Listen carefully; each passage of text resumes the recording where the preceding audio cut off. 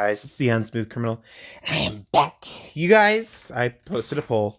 I'm probably going to post a poll every other day to see if you guys want me to continue the series that I'm currently doing or to do a different series, like the Cursed Voices or Vampire Nico.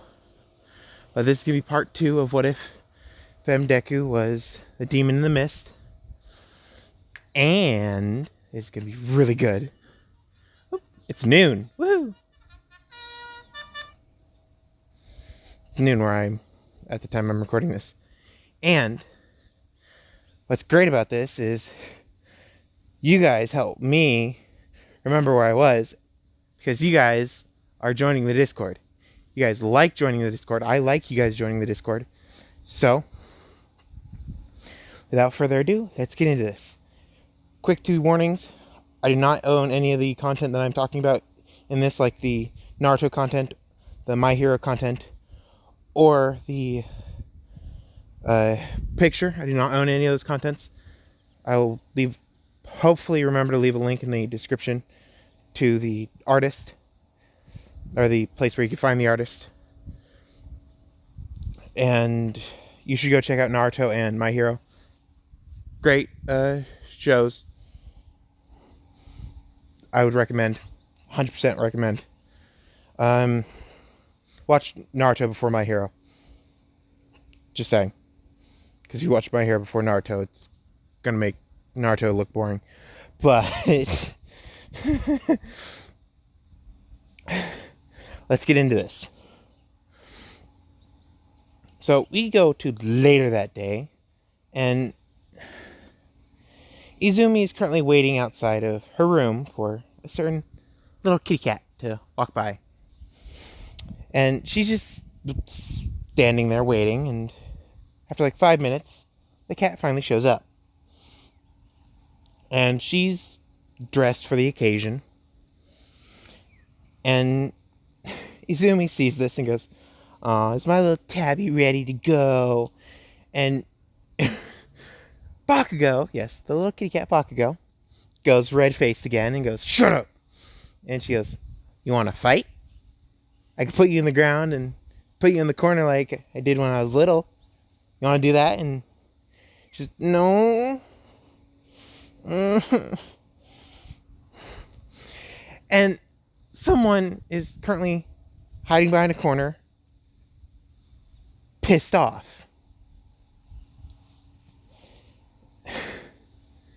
At the reaction that Bakugo's giving to these little phrases, and them just talking so casually to each other. So we go out to the town, and Izumi has 3 tracking collars on her at all times. One on her neck, which is the quirk suppressing collar that helps her suppress the and just completely nullifies her mist and water control capabilities that Nezu's requiring her to wear. Her ankle monitor that she's required to wear by the government, and another one that's directly linked into all pro databases that will tell them if she's either being attacked or if she's attacking somebody without permission. So they have 3 different departments watching her at all times. And they're currently at a strip mall. And Bakugo asks, "Why were you gone so long? I've been wondering where you went." And she goes, "A little bit of this, a little bit of that. Here, maybe there. I've been all around the world." And Bakugo goes, "What?" And she goes, Yeah. I went to America. They didn't like me. I went to Russia. They didn't like me. I went to Europe. They kind of liked me until I did my job, which then they hated me. I went back to China, and I killed everybody who treated me poorly there. And Baku's like, "Oh, what? Are you actually supposed to be talking about this?" And she goes, "It's fine. I'm being tracked by here," and points at points at her wrist, here, points at her neck, and here, and points at her ankle. But she's currently wearing shorts. Short shorts. Crop top, because she doesn't care. She honestly doesn't care. She has her piercings in that are waterproof. They're waterproof. And she's wearing sandals. It's the dead middle of winter, too. So it's cold everywhere. And she just doesn't care. And finally, yes, I'm making school start in the middle of winter for her. Finally, Bakugo's like, aren't you cold? And she goes, no. Once you get past the top layer of water, it starts to balance out in the temperature throughout the entire water. And she goes, what? When did this become about water? And she goes, oh, simple. And she changes her hand into mist and water and then forms it back. And she's like, I can do that too.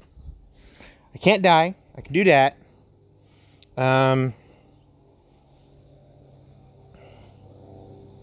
What else? And she's thinking about all of her abilities, and she goes, if I list all of them, she's going to be scared. And Bakugo goes, seriously?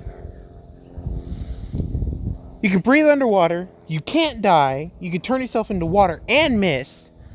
What else? What's next? You can summon freaking sharks and swords out of midair? And she goes, oh, I kind of can summon swords out of midair, and one of my swords turns into a shark when it hits the water, so yeah, I kind of can. And she's, oh, god damn it. Well, let's continue. And I keep continuing, and it's finally around noon, lunchtime, because it was early morning when they kind of cut off her head. If you haven't seen that part, go back to the other video, and there's a little surprise at the end. If you guys get to the end, I have a little challenge for you. Quick reminder, if you guys like my content, please consider subscribing. If you do like any of my videos, please consider hitting that like button on the video. And if you guys want to keep up to date with my stuff, and I'm only going to say this every once in a while, hit that like button and notification bell and subscribe. Tell me to keep doing this.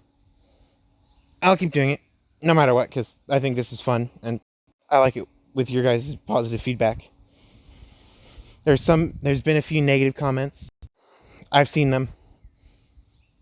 I didn't really take much account to them because those are just some of the bad seeds in the group. I love you guys. Now back to the story. And they finally go to the food court. They're currently over a water main line, and that's important. Currently sitting over a water main line, and Izumi clicks the quirk canceller off her neck and puts it on the table, and clicks off her hero watch bracelet and puts it on the table, and types in a code to the ankle monitor and puts it on the table and says 3. And Baku's like, what are you doing? And she goes, 2. Baku's like, what did you do that for? 1. 3 heroes bust down the roof and like, freeze! And she's like, 3, 2, 1. And the ground just breaks apart. And like, what? And she goes, I have a connection to all water. I felt a gap in the pipes. Yeah, don't think I would notice it. And this is like a few feet behind her. So the sludge villain, yes, the sludge villain just came out of the pipes. And they all see the sludge villain. And she goes, can I deal with that, please? It's ruining my time out with Bakugo. And they see that she's currently releasing some of her mist. Uncontrollably releasing some of her mist from her shoulders and neck. And like, sure. And she's like, okay. And she starts taking heavy breaths in and out. Deep and heavy. Because she breathes in really deeply and just sighs it all out. And it's just this constant stream of mist. And once this mist completely surrounds you, it's like a sensory deprivation tank. A noise stops going through it. Your sense of touch gets diluted. You can't see more than a few inches in front of you. And Sludge Villain is now flailing around, whacking stuff with random arms, trying to get somebody to hold hostage. And one of his arms gets cut off. And you're thinking, but the Sludge Villain is made out of sludge. How can you cut sludge? You don't cut it, you shred it. And his arm goes splat on the ground.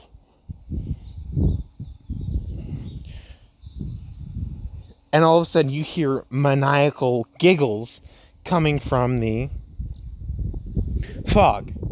It's like reverberating through every droplet of water in this fog. Because fog and mist are the same thing. They're just really small pieces of water condensed together, or in such a way that it reflects white light, or normal light, which makes the mist effect of not being able to see. It's really cool science. You guys should look it up. I think it's reflecting the light, but it reflects light in a way that you can't see through it. That's why fog is fog, and it's very dangerous to go through it without your either high beams or normal lights on. I don't know the rules of the road very well, but the Sludge Villain gets so shooken from the maniacal laughter that he's like, I give up. And she's like, oh, that's no fun. And this is all coming throughout the entire mall, because the mall has been filling up with this fog because she's been creating it while she breathes. So this fog is just rolling out throughout the entire mall. And the heroes are able to hear the conversation between her and the Sludge Villain because she's allowing them to. Otherwise, she'd be able to just kill the Sludge Villain and be done with it. But she likes toying with the people who mess with her stuff. So the Sludge Villain is like, I give up. And the heroes hear this and she's like, oh, that's no fun.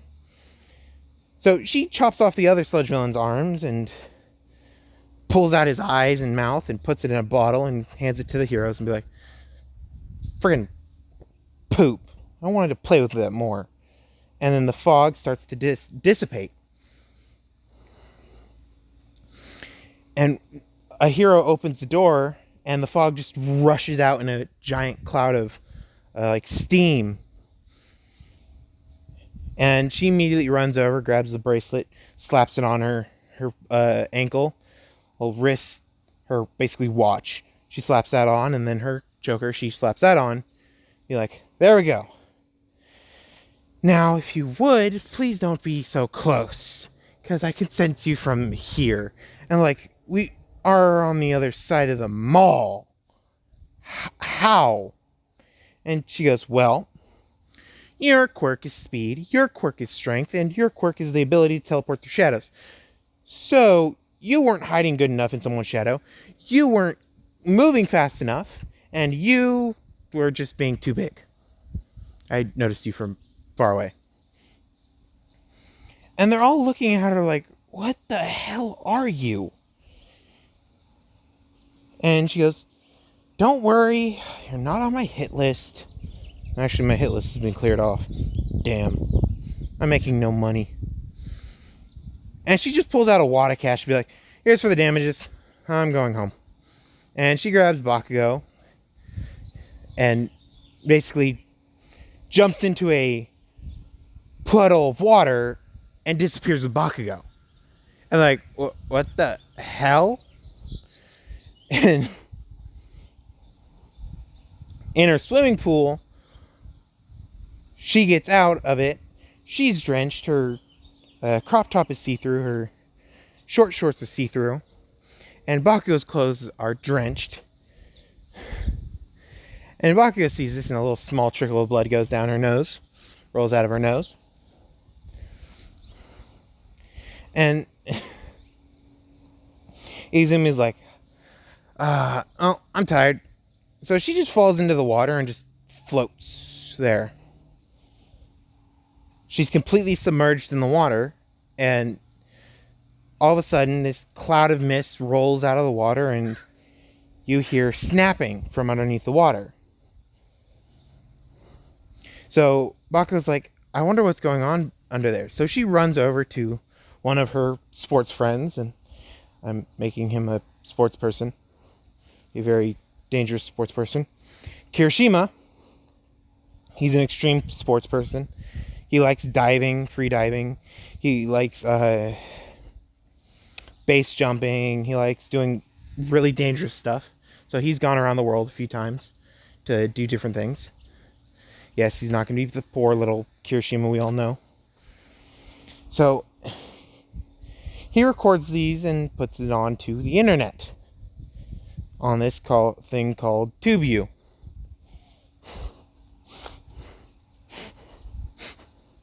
You see what I did there?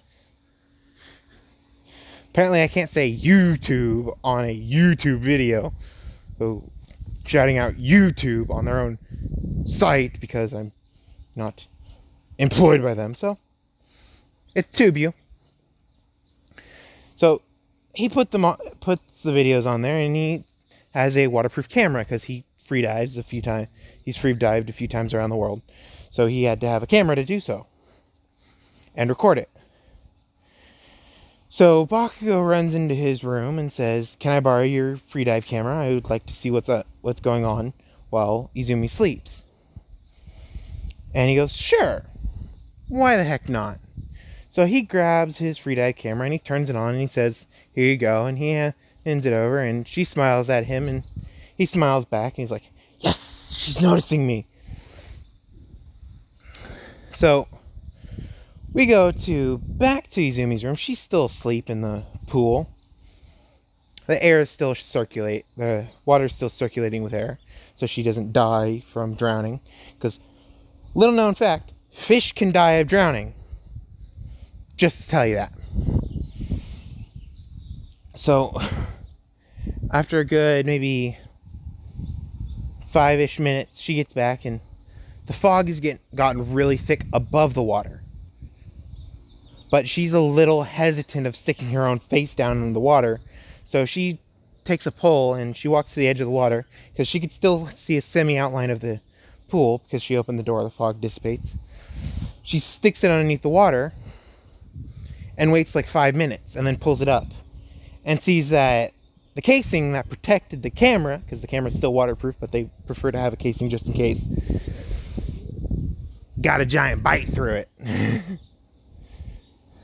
It's got actually 7 different bites through it. So she plays the footage. There's a shark. There's actually 2 sharks.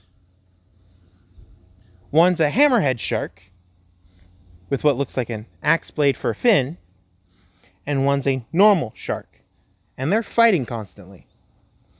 There's an eel, and you see what I'm doing there. There's an eel. There's an octopus, and if anybody knows what a blade can adapt to its surroundings like an octopus can, then you'll know what blade that is.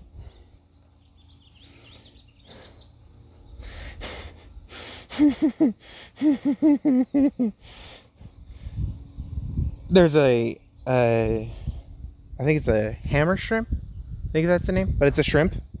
It's some kind of shrimp. It has a very, very, very deadly slam of its hand. So that's 5 different creatures. There's Izumi, who doesn't move. She's currently sleeping. There's what looks like a dead fish on the floor. No one knows. She doesn't know what it looks like because it just looks like a skeleton. And then there's another one. She can't quite make it out, but it's in a haze of sorts. And then the dead fish starts to fly around at basically lightning speeds, leaving shallow cuts in Izumi every few seconds, especially on the hardest spots to cut on Izumi. Yes, it's it looks like dead, but it's not dead. I forget what fish it is, but this fish has absolutely no fins, but it still moves really quickly. And she sees a little foggy spot in the middle of the area, and she sees every few seconds this thing come out and slash at Izumi. And all these are being healed because every once in a while the shark flies by Izumi and bites finger off. And all the wounds get healed immediately. No matter how deep they are, no matter how many there are, even including the finger that gets bitten off, gets healed after it's bitten off. Completely. And she's seeing this entire thing happen, and she notices something after she watches it a few times, that all the blood goes towards the fog. And she's like, what? So she's like, I need to take this up with the Izumi later. So she downloads it to her computer and just watches it for a few hours after returning the camera to Kirishima, which the camera wasn't damaged. The box that the camera was in was. And he's like, this is a miracle that it wasn't damaged. She goes, I don't know how it happened, but it happened that way, and you probably could ask Izumi for the broken bits of the box. And he goes, okay, I will ask her. So the next day, after Bakugo falls asleep watching the same video over and over and over again, she's trying to understand what these creatures are. Izumi gets up, she gets trained, she gets dressed. She walks out into the room, and Kirishima's currently messing with his camera because he wants to make sure that nothing happened to it. And he sees Izumi, he's like, you owe me a new protective case for my camera. And she goes, what? And he goes, you did this. And he throws the box over to her, and she goes, oh, no wonder I found these. And she holds up the plastic bits that were in her little pool that she has in her room. And she goes, oh, here. And she pulls out a wad of cash that's just big enough and just has enough to buy a new camera and case. She throws it at Kirishima and says, there you go. Damn it. I used all my money for today. I don't have any money left. Yeah. So she walks over to the couch, and she takes a heavy breath in and a heavy breath out, pulls out one of the swords and starts polishing it. And this is one of the swords that people can easily recognize because she uses it a lot on her killings, or her job, as she said. It was Kubikiri Bocho. And she's polishing it, and she's like, should I? Each time it breaks, it does get a little stronger because it depends on how much iron is in the blood. Should I? And she looks over and she sees Shoji. And she sees that he has multiple arms. And she goes, yo, multi-armed dude. And he goes, what? And he's talking with one of the hands that or one of the mouths that he formed out of his arms. And she goes, that's cool. Do you have the ability to grow new arms? And he goes, yeah. Why? And she goes, well, I need help. And he goes, what is it? And he goes, I need help increasing my speed. And to help me do that, and my precision, I need someone who can regenerate. And it looks like you have the ability to create multiple arms to make it simulate that there's multiple people around me. And she's explaining all these battle tactics and all these conditions that she wants to be able to do without killing. And he's like, wait. How old are you first? And she goes, oh, I think I made her 16, maybe 18. No, I made her 18. She goes, I'm 18. And he goes, how do you know all this stuff? You're younger than me. And she goes, oh, are you 19? And he goes, yeah. And she goes, well, I've been killing people for the last, I think, 14 years and some odd months. And Bakugo finally wakes up. She walks down.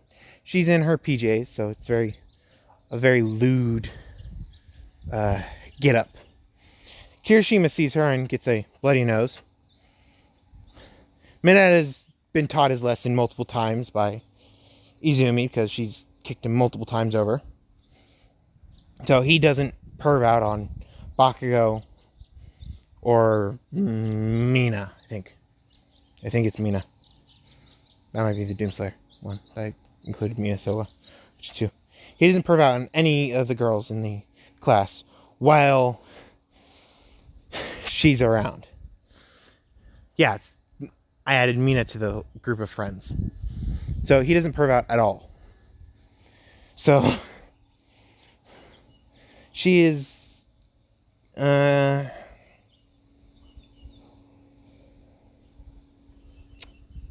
doesn't notice at all because no one's willing to talk to Bakugo while she's half asleep because she gets really cranky if you mention something that she'll get embarrassed about, and then she'll start trying to blow you up. Except for one person. Izumi looks at Bakugo, sees her very scantily dressed, and she says, "Oi, Katie, I suggest you got change." And Bakugo goes, "What?" Looks down and goes, "Oh, crap." And he's fully awake now. And she goes, oh, God damn it. And Kirishima's currently passed out because of a cliche anime nosebleed. Jiraiya style. Ebisu Jiraiya style.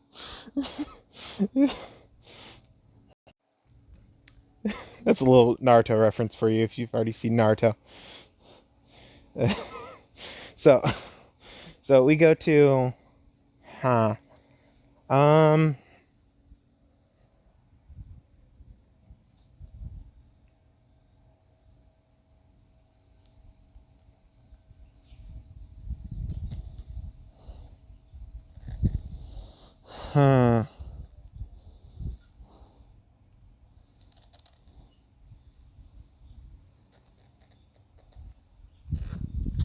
yeah, we go to the beginning of the day of school, which is Aizawa is currently laying on the ground, and he goes, okay, we have 2 activities today, one before lunch and one after.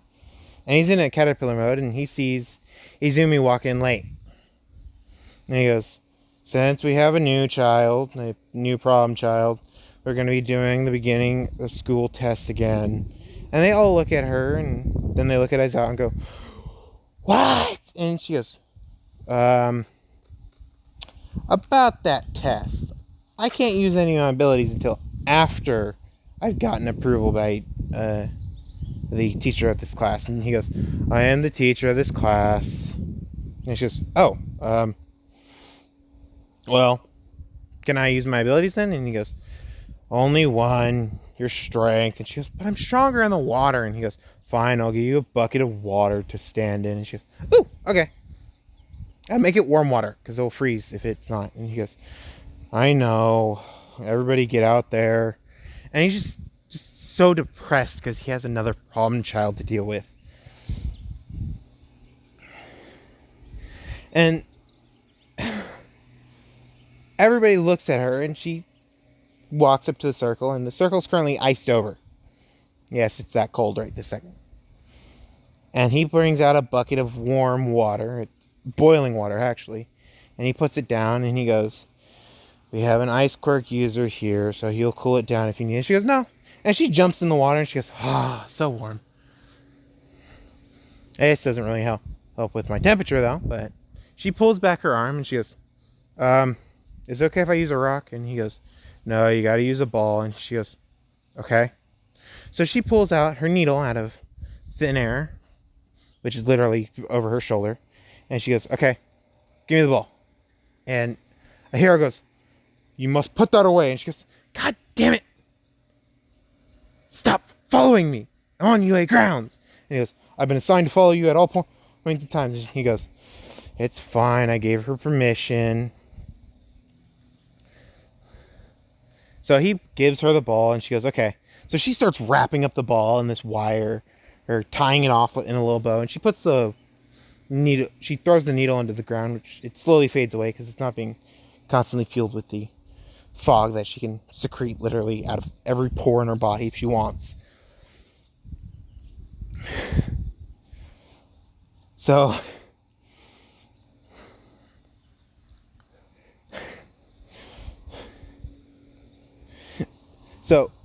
she picks up what looks like a steel tube now, pulls back her arm and goes, I suggest you get in your sleeping bag or this is gonna hurt. And she pulls out headphones and puts in headphones. And it's not any kind of normal music. No. It's gotta be some heavy metal music. And I'm gonna reference a Nightcore version. And I'll put the link in the description. I'm referencing the song. It's a really good song. You guys should go listen to it. It's This Is Gonna Hurt Nightcore version. And she normally listens to really heavy metal songs, but she's like, for this one time I'm gonna listen to something softer. So she listens to that song. And she gets pumped up and she pulls back her arm completely and chucks it as hard as possible when the lyrics hit This Is Gonna Hurt. And it breaks the sound barrier like 3 to 4 times.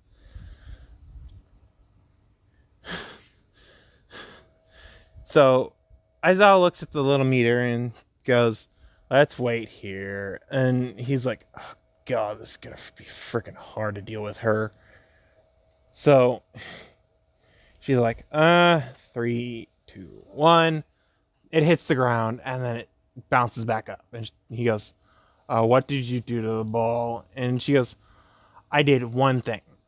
I added a steel wire casing that will catch some of the impact force so it doesn't break every time. And I added this to give it more weight and heft so it's harder for me to throw. And he goes, that wasn't a normal rock, was it? And she goes, no, that was a 1-ton weight. And he goes, oh God damn, you and your damn strength quirks. And he goes, is that why it bounced so high? And she goes, yeah. The steel wire casing kind of increased its flexibility, so it can shift a little when it hits the ground really hard. So he starts to weigh, and finally, the number finally stops going up, and it's like 30,000 meters. And he goes, okay then. No, it looks like she's the strongest in the class. And everybody looks at her and goes, and she goes, what? It's not like I already didn't tell you. And they go, true. Sensei, and he goes, yeah, problem children. They go, is there something we can do to stop her from being the strongest? And he goes, no, unless you can go for 14 years of assassinations and be able to carry Samehara, Kubihiri Bocho, and all the rest of them in one hand. And they all go, no, that isn't possible. And she goes, oh, totally possible. So she pulls out the needle, pulls out the rest of the swords, slams them into the ground, ties them all up, and lifts them all with one hand. Then puts it on one finger and goes, that's totally possible. And they go, oh, God damn it. She goes, don't worry. not like Samehada. Wait, no, it is like Samehada gives me the strength of the people it kills. And they go, wait. So this is technically not your true strength. And she goes, no. This is the true strength of everybody I've killed, including myself. And they go, oh, God dang. Who did you kill? And she goes, I killed quite a few evildoers. And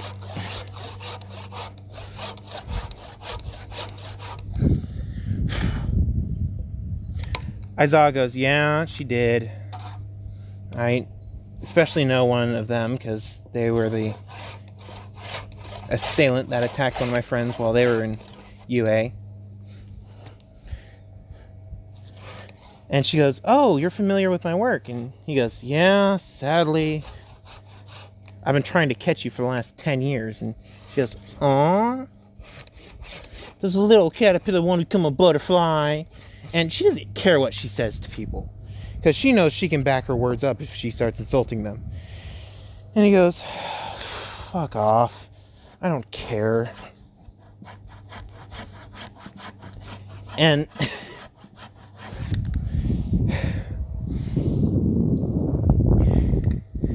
everybody just starts staring at her and be like, he doesn't care what she does. He's scared of her. And he knows all of her capabilities. They all look at each other and then look back at her and go, what the hell is she? And she hears one of them whisper this, and she goes, I'm a monster. To be more exact, I'm the demon in the mist. And they all look at her and go, we've heard that name before. And she goes, you should have. That's my title. You earn titles after you complete so many jobs, and I earned that title by literally becoming a demon when the mist rolls in. And they all ask, what do you mean when the mist rolls in? And she goes, well, have you not seen my blades disappear into mist? Have you not seen me make the mist? And I can make literal water out of thin air. And, oh crap. My neighbor's mowing. I'll be right back. No. The volume. Okay, so they finished mowing. At least their backyard. So, they're like, wait. You literally can summon water out of thin air. And she's like, yeah. Hey, you test tube dork that's following me. And the hero comes up and like, my name is Testum, and my quirk is the ability to summon tubes to any specifications that I wish. And she goes, yeah, test tube dork. I need your help. And he goes, fine, what do you need? I'm supposed to be following you, not helping you. And she goes, I need you to summon a test tube that... Yes, this is a random hero that I made at a split-second notice. I need you to summon a test tube, and one preferably waterproof, and that has a bottom. And he goes, yeah, fine. And she goes, hey, muscle for brains. And he goes, I have a hero name, you know. And she goes, I don't care. Get over here. You need to flip the test tube. And he goes, why can't you do it? And she goes, because you're closer to where the test tube is going to be spawned. And he goes, what? 3, 2, 1. The test tube falls down. Right next to the strength hero. And he flips it over, being like, this is the only time I'm doing anything for you. And she goes, you're cute. And she hops in the test tube, and this water starts rolling out of her shoulders, neck, and mouth. And she's just breathing in and out. In and out. And they see this water just coming out of nowhere, and all of a sudden the test tube starts to fill up. first an inch, then it starts to double every few seconds. And they're like, where's all this water coming from? And all of a sudden the water starts to cool down and the ice forms on top. And she's like, damn it. And then the fire hero that's currently following them to warm up the test tube hero and the strength hero comes up being like, friggin' fine, you're about to call me anyway. And he starts warming up the water so the water doesn't freeze over completely because it's below zero.